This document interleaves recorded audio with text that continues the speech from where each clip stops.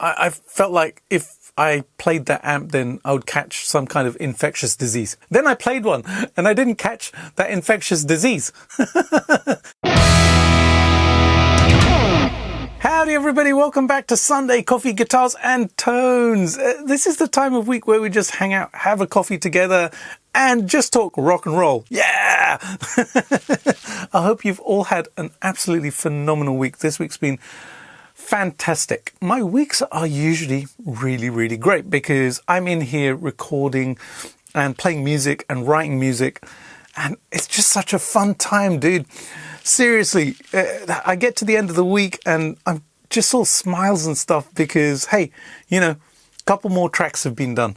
I've been playing guitar and I've learned something new and I've rocked out and it feels good, and I've released a video. Talking about videos? Yeah, one went out earlier this week. Yeah, I hope you saw that one. But before I get on to that, cheers guys. Let's have a sip of coffee first. Hey, I was going to say to you guys, if you do pick up one of my mugs, and you don't have to, by the way, I totally appreciate all of you guys just turning up and just hanging out with me on the show on Sundays, just so that we can chill and chat and you guys can comment and I can come back and stuff like that. But if you do pick up a mug, take a photo and email it to me, because I would love to give you guys a shout out on this show. Yeah, I think that'd be a cool thing to do. Anyways, I've been rocking some Marshall amps this week. So released a video of the JCM800, the Studio Classic, the little 20-watt amp. And listen, that's an amp I'm not supposed to like. I'll be really straight with you. I am not supposed to like JCM800s. It's the law. Yeah. LAW and LORE as well. And I'll explain. Look, for so many years, I've heard about how JCM800s are quite harsh sounding and they're brittle sounding, and you know, plexis are just so much rounder and warmer and nicer and etc, etc. So when I went to Artist Day at the Marshall factory some months ago, they had the modified series amps there. They had the 1959, which I was just like, I'm about to faint. You know, I was going giddy because I was just about to plug into this amplifier. And then they had the JCM800 modified series just under it. So I plug in and it's basically plugged into kind of this little distribution box, so you can choose whichever amp and stuff you want. And I play and I'm like, holy crap, this is cool. This is really cool. Then I realized I'm playing the 800.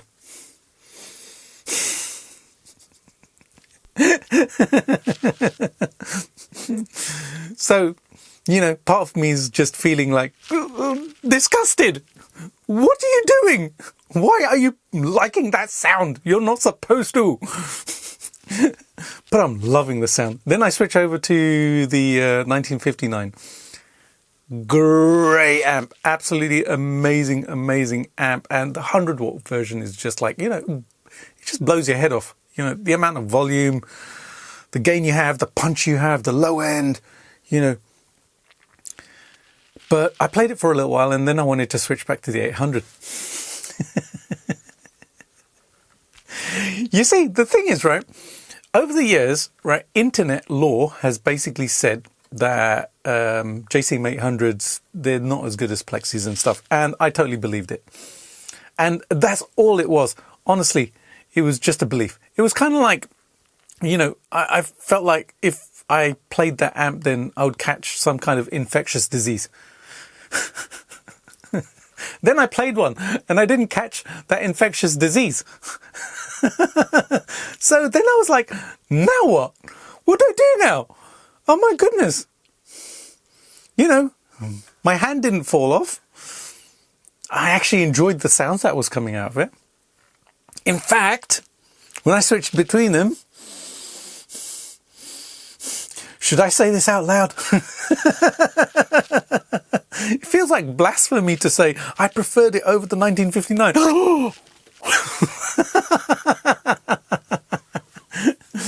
No, listen, I still love the Plexi. 1959 is an amazing amplifier. I love my 50-watt custom Plexi.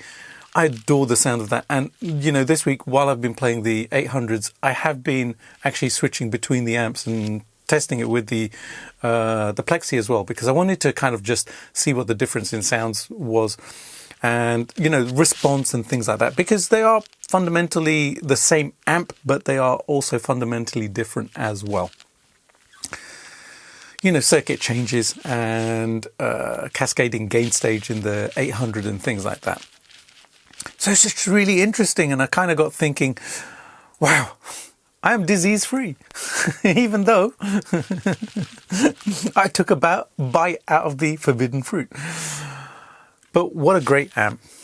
And over the years, there have been certain pieces of equipment and certain things which I've read about and believed wouldn't work for me. And this was a reality check, I think, for myself, because it really did teach me, try it first, give it a go, before kind of just jumping to it. Give it a go. You know, there are plenty of other things which have been put into that kind of like, you know, that vault, where it's like, nah, never want to try that. Yuck. But now, having the experience with the 800, I'm willing to give it a try. That's actually quite a special place to get to. Another thing, right? This is another one that got me, right? So for years, EMG pickups, it's like, nope, don't want to do actives. Nope, they have a certain sound. Nope, they sound too compressed. Nope, they, etc., etc. Then some years ago, my very good friend Dan Lovett-Horn. Hey Dan, what's up, man? I know he watches the show, so shout out to Dan and his band Prometheum. Absolutely amazing. Not worthy. Honestly, he's one of my closest friends. Anyways, he sent me a guitar. And it was a Ran V. And it's still there in the back of the studio, right? It's this Randy Rhoads style body with a very, very pointy headstock. I use it now and then. Fantastic guitar. So he pulls it out of the case when he comes around, right? And it has an EMG on it, an 81 in the bridge. And my initial thought was, ugh. Then my second thought was, ugh. You get where this is going, right? The thing is, I then plugged it in, right? And I'm playing this guitar and I'm thinking, wow, this sounds amazing, you know? But it's got an EMG 81 in it. It's not supposed to sound amazing, but it just did. And recently I've actually switched out the pickups on my purple Sterling Luke as well to EMGs, but they're passive EMGs. They're the Revelation set. I've had them on another guitar, and I was restringing the guitar and I thought, you know what, I don't use this guitar so much. I use the Luke all the time, so let me put them in the Luke. So I installed them on there. You know, 7 hours later, it didn't take that long.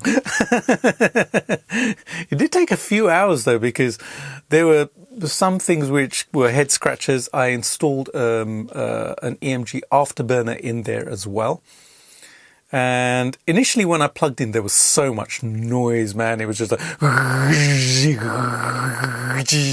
I'm thinking, oh man, what's going on here? So I switched the afterburner out for the tone pot, which I know how to wire in, you know.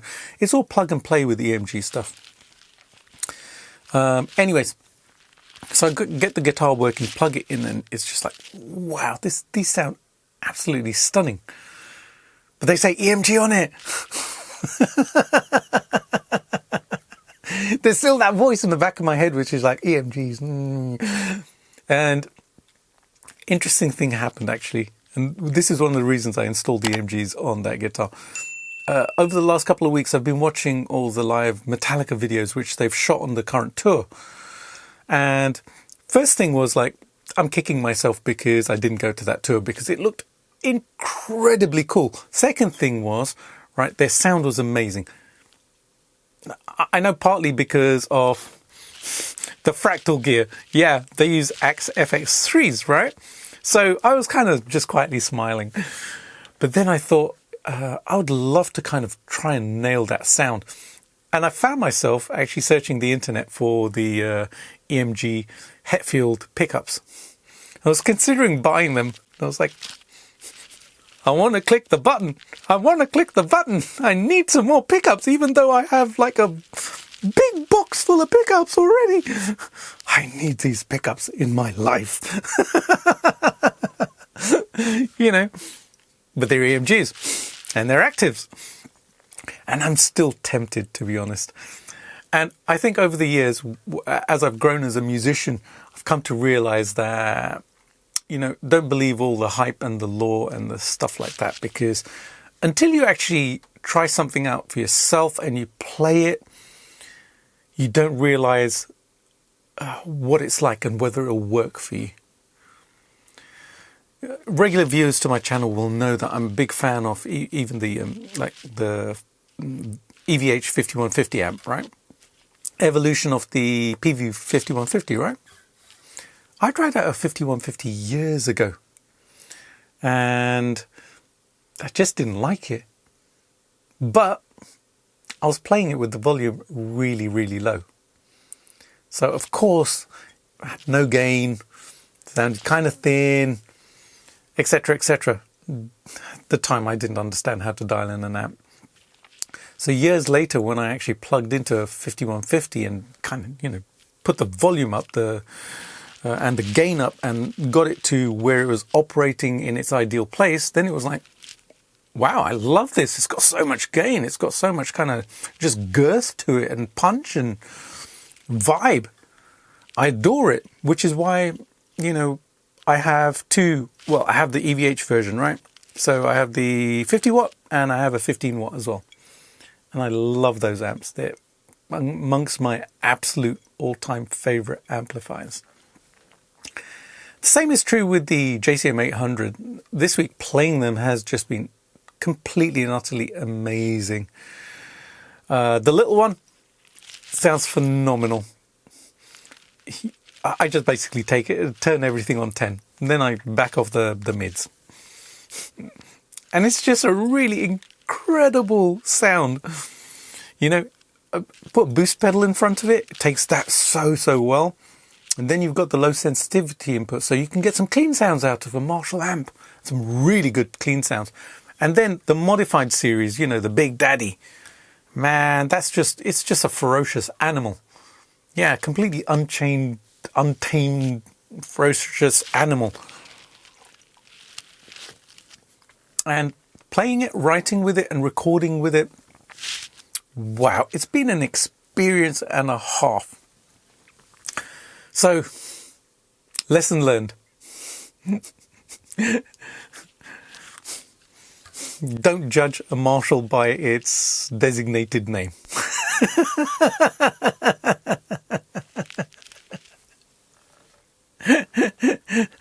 I would absolutely love to know if you guys have experienced this. I'm sure you have. You know, as musicians, we come across gear and we go into the internet and we read things and heard our favorite artists say, hey, this piece of gear is just not for me.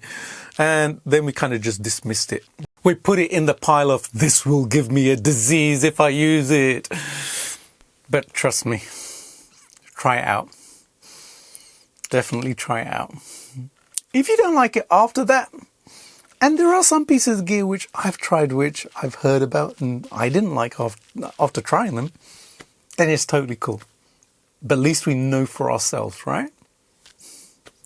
I'd love to hear your stories about this, so leave a comment and let me know. Alrighty, guys and girls, thank you so much for hanging with me. I love this time of week when I get to just shoot the you know what with you guys.